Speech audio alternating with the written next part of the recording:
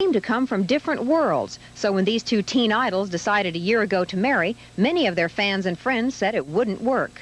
The two of you seem to be so different. Valerie, you're tagged as a goody two-shoes, and the rock world is supposed to be so insane. You just said the key word, supposed to be. Okay, stop scrolling for 1 second. Because what I'm about to tell you is one of those stories where the more you find out, the more you realize you didn't actually know the full picture. Valerie Bertinelli, Eddie Van Halen. You've heard the names, you know the story. Rock legend meets TV sweetheart, they fall in love, they get married, things fall apart, they get divorced. End of story, right? Wrong. What actually happened between these two, especially in the final years, the final months, the final moments of Eddie's life, is something that even the people who followed this story closely didn't know, until now. Because Valerie just released a brand new memoir, March 2026, and it's called Getting Naked, The Quiet Work of Becoming Perfectly Imperfect. And I want you to really sit with that title for a second, because it's not just a catchy phrase. That title tells you exactly what you're going to get inside. Emotional exposure, real talk, no filters, no PR spin, just a woman in her 60s looking back at one of the most complicated love stories in rock history and telling you exactly what she saw. And some of what she's sharing, nobody was ready for it. So today, here on Hidden Fame Files, we're going in deep. We're going through the whole arc, the beginning, the beautiful years, the painful middle, the marriage falling apart, the surprising relationship they held on to after the divorce, and then those final moments in that hospital room in October 2020. And I promise you, by the time we get to the end of this video, you're going to see Valerie Bertinelli, Eddie Van Halen, and their son Wolfgang in a completely different light. Let's go. So first, who is Valerie Bertinelli for anybody who might be newer to this story? Valerie grew up as America's sweetheart, literally. She started acting as a teenager, and by the time she was 15, she was playing Barbara Cooper on One Day at a Time, one of the most popular sitcoms of the late 70s and early 80s. 2 Golden Globes, adored by millions, the kind of girl-next-door energy that felt completely genuine because it was genuine. And Eddie Van Halen? I mean, come on, if you grew up in the 70s or 80s, that man's guitar playing is literally wired into your brain. Van Halen was the band. Jump, Panama, Eruption. Eddie didn't just play guitar, he completely rewrote what the instrument was capable of. He was a genius, full stop, one of the greatest to ever do it. These two people meeting was, honestly, the kind of thing that feels like it could only happen in a movie. 1980, Valerie is backstage at a Van Halen concert. She's 19, almost 20. Eddie is 25, and something just clicks. By 1981, they're married. And Valerie has talked about those early years with real warmth. She describes being madly in love starting out. They weren't just two celebrities doing a PR romance. They genuinely adored each other. Eddie, for all of his wild rock star reputation, had a deeply sweet, childlike side that Valerie fell head over heels for. He was creative, sensitive, funny. She loved his soul. But, and here's where it gets complicated, loving someone's soul doesn't protect you from the reality of who they are in their day-to-day life. And Eddie Van Halen, for all his brilliance, was fighting some very serious personal battles. Now, I want to be fair here, because Valerie has been back and forth on this over the years, and honestly, that's one of the most human things about her. She's not a person who has a perfectly polished narrative. She's someone who's still figuring it out, and she'll admit that publicly. In May of 2024, after watching her son Wolfgang's episode of Behind the Music on Paramount, Valerie posted a raw, unscripted video on Instagram, and she said something that turned a lot of heads. She admitted that she had turned her relationship with Eddie into, and this is close to her own words, a fantasy, a soulmate recreation of history. She said the reality was that after those early years of love, the marriage rapidly declined into drugs and alcohol and infidelity, nothing that makes you feel loved and wanted. She flat out said, not a soulmate. Now, why is that important? Because for years, especially right after Eddie died in October 2020, Valerie had leaned into the grieving widow narrative a little bit. She acknowledged that herself. She was processing his loss publicly, and in doing so, she softened some of the harder edges of what the marriage actually looked like. And look, no judgment here. Grief does strange things to memory. When you lose someone, especially someone you shared decades with, your brain naturally gravitates to the good parts. That's not dishonesty. That's just being human. But by 2024, having watched her son lay out the painful truth on television, Valerie felt like she owed it to herself and to her audience to be more honest. Drop a comment and tell me, do you think there's ever a right way to talk about a complicated relationship after someone has passed? Because I feel like this is something a lot of people deal with and nobody talks about it. So let's talk about the divorce, because the divorce is actually a really important part of this story, and not in the way most celebrity divorces go. Valerie and Eddie separated in 2001. Their divorce was finalized in 2007. 26 years of marriage. And rather than go the scorched earth, tabloid warfare route that so many Hollywood divorces turn into, they chose mediation. They chose to keep things as calm as possible. Why? Because of one person, Wolfgang. Their son, Wolfgang Van Halen, was born in 1991, and both of his parents were absolutely determined that whatever happened between them, their kid was not going to become collateral damage. Valerie has said that even at their most painful moments, and there were painful moments, the one thing that never wavered was their commitment to being good parents.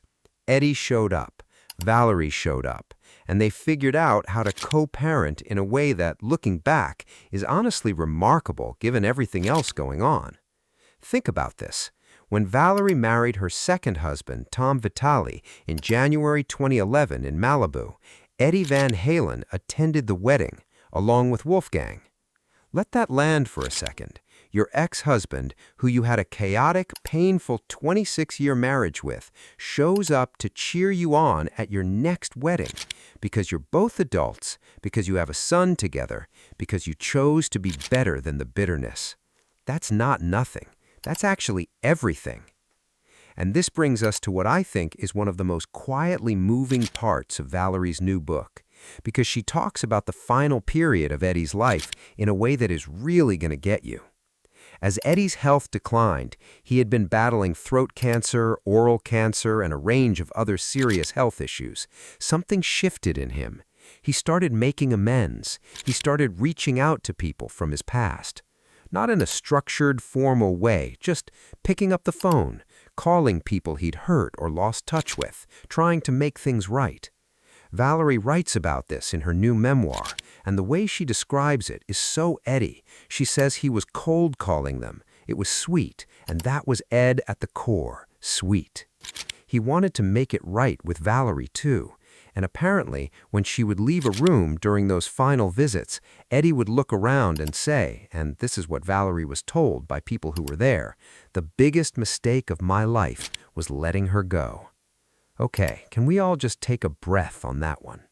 This man, one of the greatest guitar players who ever lived, someone who had everything the music world could offer, in his final months, with the clarity that only comes when you know time is running short, looked back at his life and said her name. And here's what gets me. Valerie doesn't tell that story with triumph. She doesn't say it like she won something.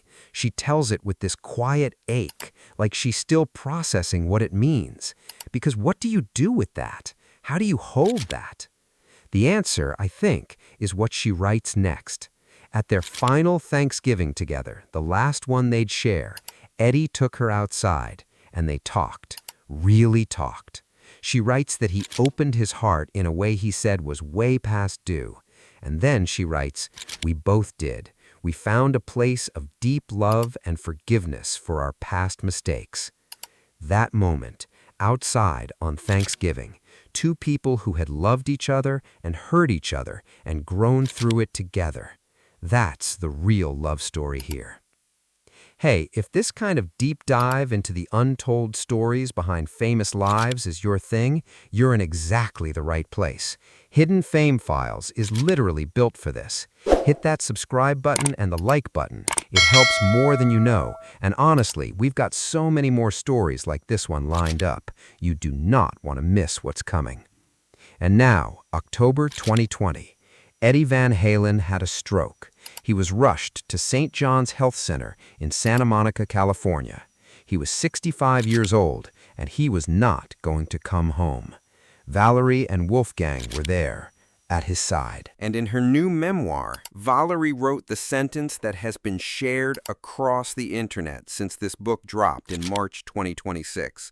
She wrote, "My final words to him when he was taking his last breaths in the hospital were, 'I love you.'"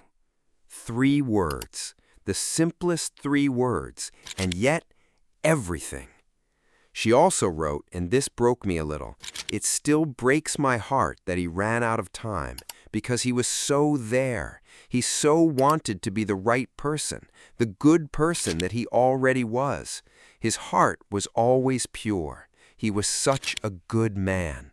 A flawed love, but a real one." Those are her words about their relationship as a whole. A flawed love, but it was real. And I want to sit here with that for a second, because I think this is actually the most important theme of the whole story. We live in a world that really wants love stories to be one of 2 things, either perfect fairy tales or complete disasters. We're very comfortable with both of those narratives. But this is neither of those things. This is something messier and more honest, and I'd argue more real than either extreme. Valerie and Eddie weren't soulmates in the storybook sense. She said that herself, but they were woven into each other in a way that lasted decades past their marriage, past the pain, past everything. And at the end, what remained wasn't bitterness. It was love. Just love in a different shape than it started. How many of us have relationships in our lives like that? People we grew with, struggled with, maybe drifted from, but never fully let go of. Leave a comment and tell me, have you ever experienced a love that didn't work out, but that you still carry with you? I'm genuinely curious because I think this story touches something really universal. Now, we cannot talk about this story without talking about the third piece of this whole picture, and that's Wolfgang. Wolfgang Van Halen was born in 1991. He's the only child of Valerie and Eddie, and from the day he was born, he was carrying a name that meant something extraordinary to the music world. Think about what that actually feels like. Your dad isn't just a musician. Your dad is Eddie Van Halen.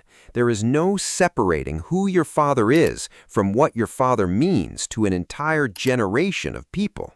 That weight, that specific weight, is something almost nobody on earth has ever had to carry. And Wolfgang handled it by picking up instruments. He started playing bass for Van Halen in 2007 when he was just 16 years old. He played alongside his dad and his uncle Alex, and even then, even at 16, the kid was undeniably good. Eddie himself went on the Howard Stern show and said, and I love this, "Wait till you hear this kid play bass, guitar, and drums. He can do anything I do on guitar." The name Van Halen, the family legacy, is going to go on way after I'm gone, because this kid is just a natural. Eddie Van Halen called his own son a natural, and he wasn't just being a proud dad, he was being accurate. But here's the thing. Having your father validate your talent publicly is great. Losing your father before you've had a chance to fully become your own artist, that's devastating, and that's exactly what happened to Wolfgang. When Eddie died in October 2020, Van Halen, as a band, was over, and Wolfgang was suddenly 29 years old, dealing with catastrophic grief and facing the question of what his own life and career looked like without the person who had been his biggest supporter. He'd actually been working on his own music project for years, something called Mammoth WVH, but he deliberately held back the release so he could spend more time with his father during Eddie's illness. His dad listened to the debut album. Eddie cried when he heard the track called Distance, a song Wolfgang had written for his dad while he was sick. That image, Eddie Van Halen sitting there, listening to his son's music about him, moved to tears. I don't know why, but that one hits me every single time. The debut album finally came out in 2021. The whole thing recorded by Wolfgang alone. He played every instrument himself, every single one. If that's not a statement about self-sufficiency, about stepping out of a shadow and just getting it done, I don't know what is. And the album was good, like actually critically well-received good. He got a Grammy nomination for Best Rock Song for Distance, which, given what that song was about and who it was for, is just a really beautiful full-circle moment. But the path wasn't easy. In an interview, Wolfgang admitted that after his father died, depression took over. He described 2020 as the worst year of his life.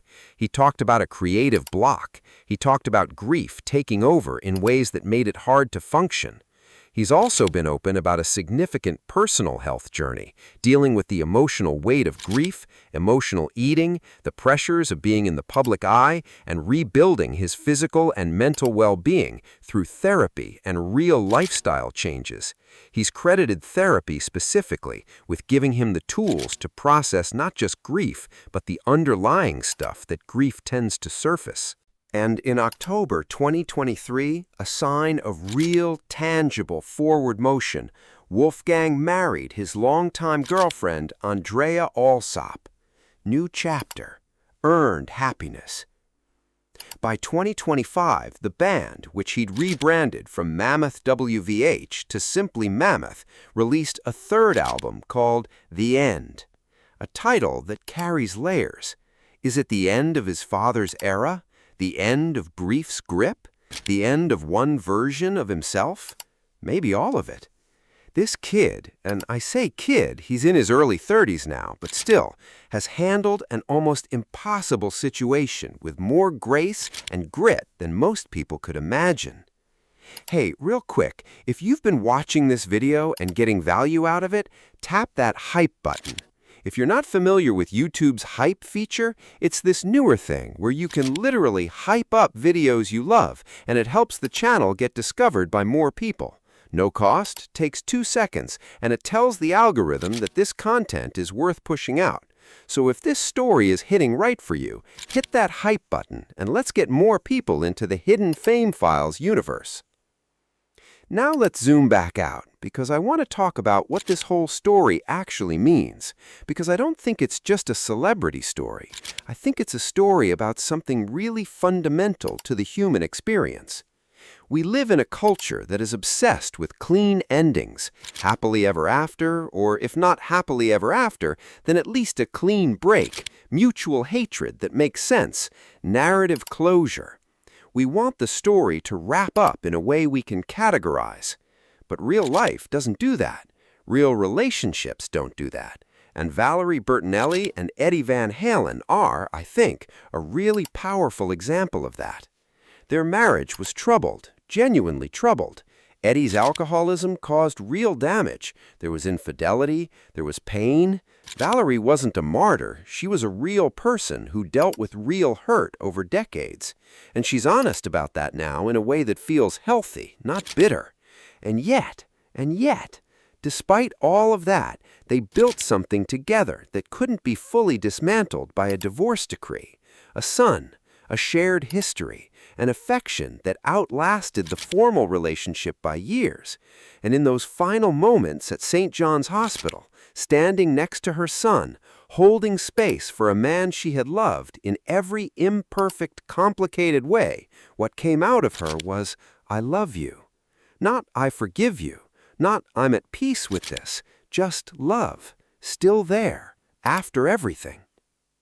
There's something Valerie said in an October 2025 appearance on the Drew Barrymore show that I keep coming back to.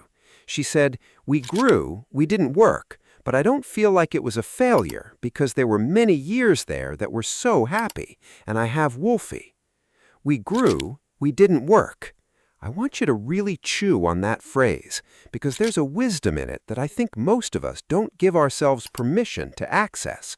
The idea that a relationship can be both meaningful and not sustainable, that it can have given you something real, love, growth, a child, memories, and also not have been the right permanent arrangement, that both things can be true simultaneously. We don't have a good cultural script for that. We want either the love story or the cautionary tale. Valerie is saying, mine was both, and I'm okay with that. And honestly, that might be the most grown-up thing I've heard anyone say about a relationship in a really long time. There's one more moment I want to leave you with, because it's the one that stayed with me the longest when I was researching this.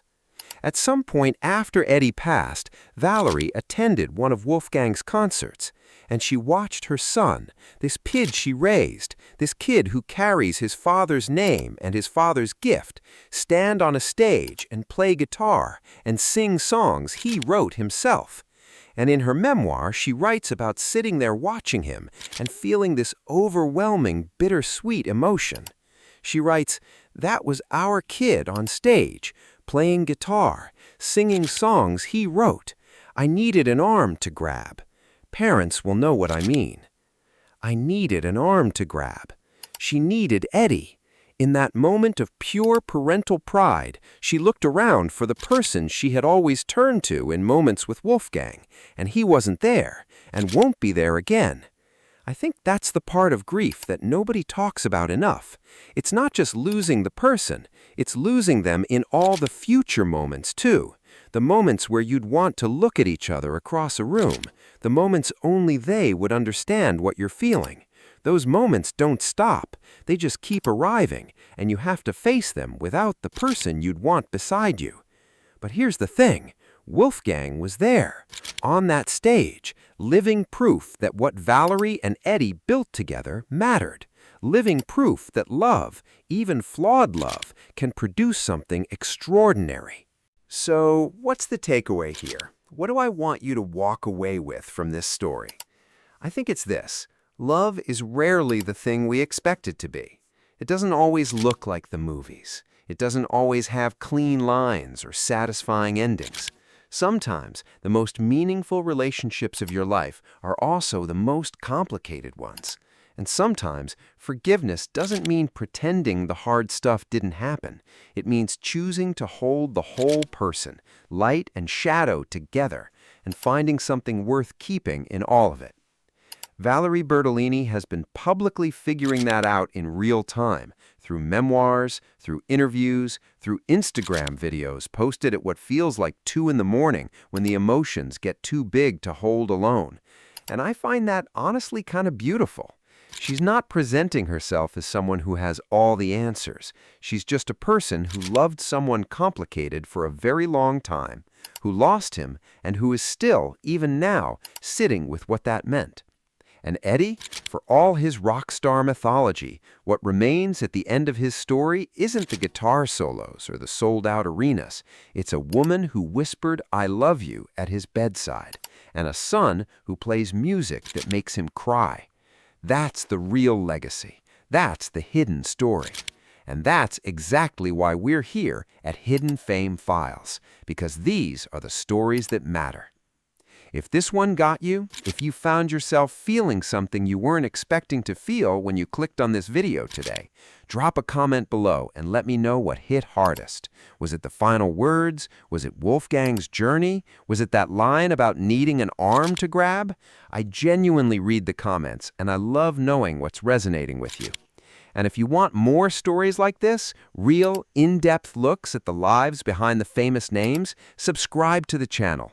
We drop new videos regularly, and every single one is researched and crafted to give you something you didn't know before. No fluff, just the real stuff. Hit like if this one earned it, hit hype if you want more people to find us, and we'll see you in the next one. Take care of yourselves.